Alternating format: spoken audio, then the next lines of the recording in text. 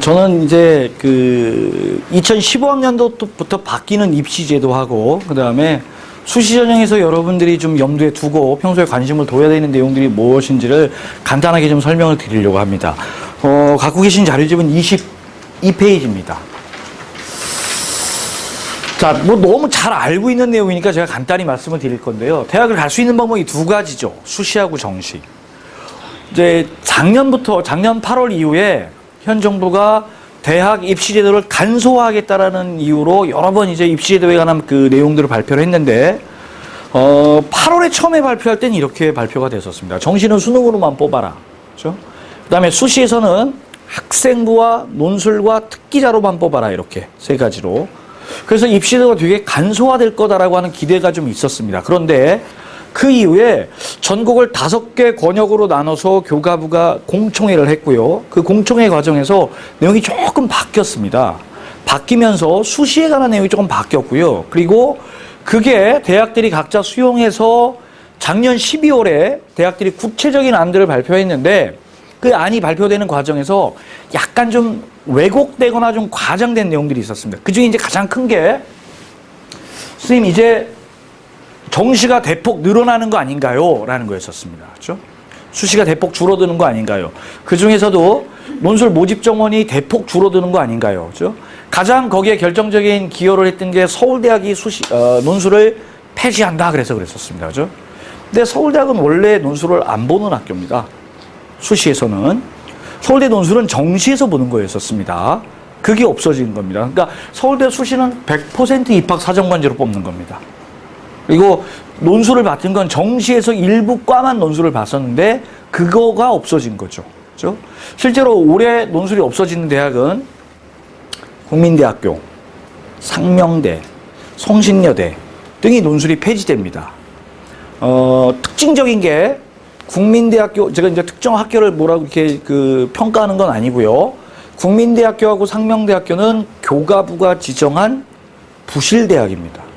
그러니까 공식 부실대학이라는 뜻이 아니고요. 교가부의 기준에 의하면 부실대학이라는 건데, 그럼 이제 교가부로부터 지원을 받을 수 없는 제도적인 제한을 받게 됩니다. 그리고 그 학교의 학생들은 국가가 지급하는 장학금을 신청할 수 없는 좀 제한이 있고 그렇습니다. 그러니까 교가부 눈치를 되게 많이 봐야 되는 두 대학이 논술을 폐지했습니다. 나머지 대학들 한번 갖고 계시는 자료집에서요. 몇 페이지냐면 37페이지입니다. 논술 모집 정원을 정리를 해놓은 건데요. 3년치를 정리해놨습니다. 2013학년도하고 2014학년도, 2015학년도. 그러니까 현재 이 자리에 앉아있는 고3 학생들은 2015학년도 모집 정원대로 가는 거고요. 현재 이 자리에 있는 이제 2학년 학생들은 아직 구체안이 발표되지는 않았지만 이 안에서 크게 벗어나지 않을 거다라는 거죠. 그렇죠? 자, 실제로 좀 줄어들었죠. 자, 건국대학교 570명 뽑던 게 550명으로 한 20명 정도 줄어들었죠. 근데 저희가 3년치를 같이 비교해 드린 이유가요. 작년에 비해서 줄어든 거고요. 2013학년도하고 비교하면 오히려 늘거나 비슷합니다. 그러니까 작년이 비정상적으로 모집 정원이 많았던 거죠.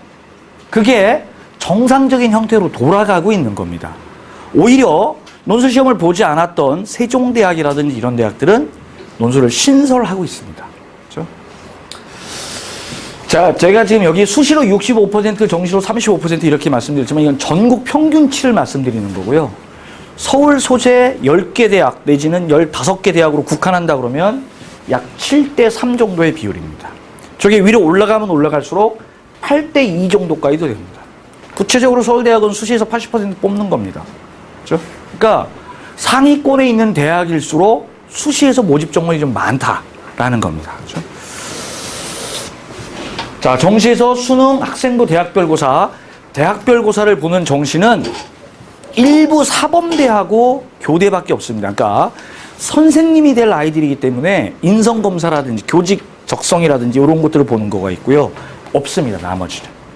그나마 있었던 서울대의 논술마저도 없어지는 겁니다. 그렇죠? 정시에서는 대학별고사가 거의 없다고 보시면 되고요. 수능과 학생부로 뽑는데 올해 발표된 안으로 보면 학생부도 그 영향력이 아주 미미해졌다라는 겁니다. 이렇게 말씀드리기 좀 조심스러운데 여기는 또 2학년 학생들이 그럼 난 이제 내신은 안 해도 되는가 보다 이럴까 봐 그 이유는 제가 좀 이따 말씀드릴 텐데요. 정시에서 학생부의 비중이 그전에 비해서 급격히 줄어들었습니까? 수능 100%로 선발하는 학교들이 계속 늘어나고 있다는 겁니다. 내신을 전혀 반영하지 않고. 수시에서는 수능 학생부 대학별 고사인데 학생부 내신 성적의 실질 반영률을 좀 따져보실 필요가 있는데요. 그런 얘기 아마 많이 들으셨을 겁니다. 명목 반영률과 실질 반영률. 근데 그게 선생님 그렇게 차이가 나나요? 이러는데요. 실제로 4등급, 한 4.5등급, 5등급 정도까지는 일반적인 대학들은 내신에서 그렇게 불이익을 주지 않는다라는 겁니다. 제가 보통 학생들하고 상담할 때 의미 있는 내신이 있다. 문과, 여기 이제 대부분 다 문과니까요. 문과 기준으로 1.5 의미 있다 그럽니다.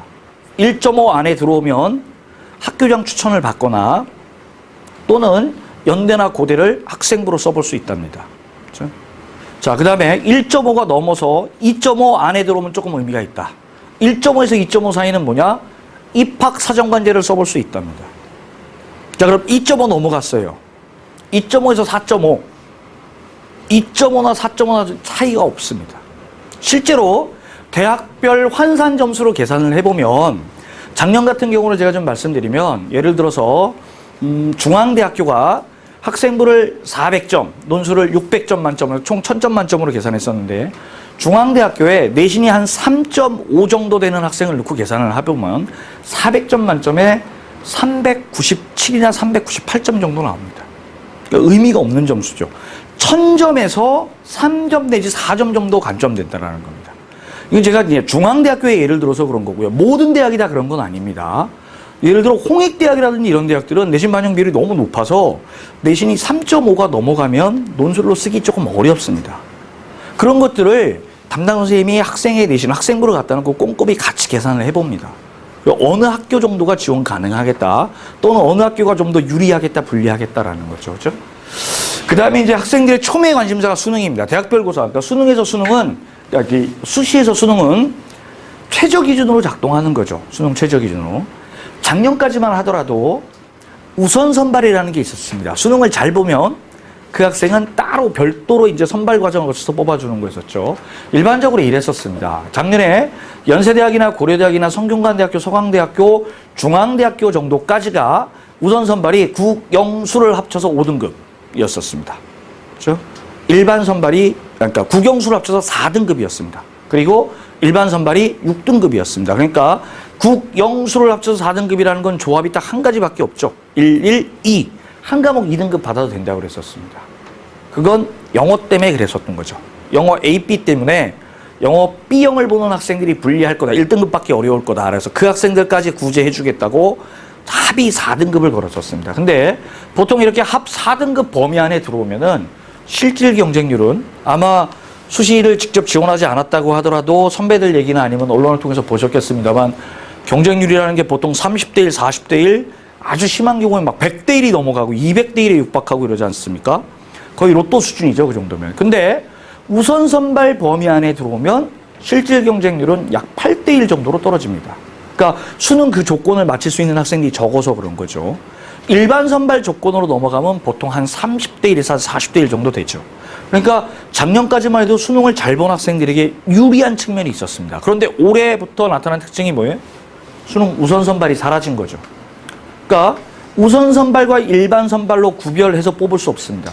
똑같은 기준으로 뽑아야 됩니다. 그 똑같은 기준이 아까 제가 말씀드렸던 그런 대학, 연세대, 고려대, 성균관대, 서강대 정도가 보통 국어, 영어, 수학 합이 6등급인 거죠. 그리고 그 아래에 있는 학교들이 두 과목 합이 4를 요구하거나 심지어는 두 과목 합이 5, 6까지도 내려가고요. 아예 수능 최저가 없는 대학들도 있습니다. 수능 최저와 관련해서는요, 자료집 39페이지부터 자세히 정리를 해놨습니다. 자, 연세대학부터 시작을 해서 쭉 정리를 해놨는데요. 대학에 따라서는 과별로 또는 계열별로 조금씩 수능 최저가 다르니까 자기가 관심 있는 대학들의 수능 최저가 어느 정도를 요구하고 있는지를 반드시 좀 확인을 해보셔야 됩니다. 자, 조금만 더 가볼게요.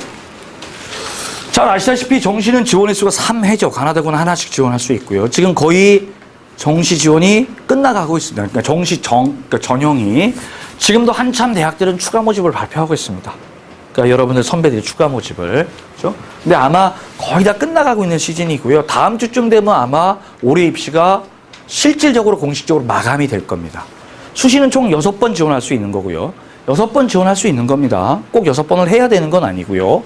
실제로 많이 지원하면 합격 가능성이 높아지는 거냐? 그렇진 않죠. 20번 지원한다고 해서 한 번 지원 한 학생보다 합격 가능성이 20배 늘어나는 게 아니라는 거죠. 자기 경쟁력이 있는 학생들 같은 경우엔 2번 지원해서 2개 다 합격하는 거고요. 자기 경쟁력이 좀 약한 학생 같은 경우엔 10번 지원하면 10번 다 떨어지는 거죠. 그러니까 그런 사회 문제 때문에 6회로 제한했지만 실제로 학생들이 지원하는 횟수를 보니까 보통 한 4.5회 정도 지원하고 있습니다. 그렇죠?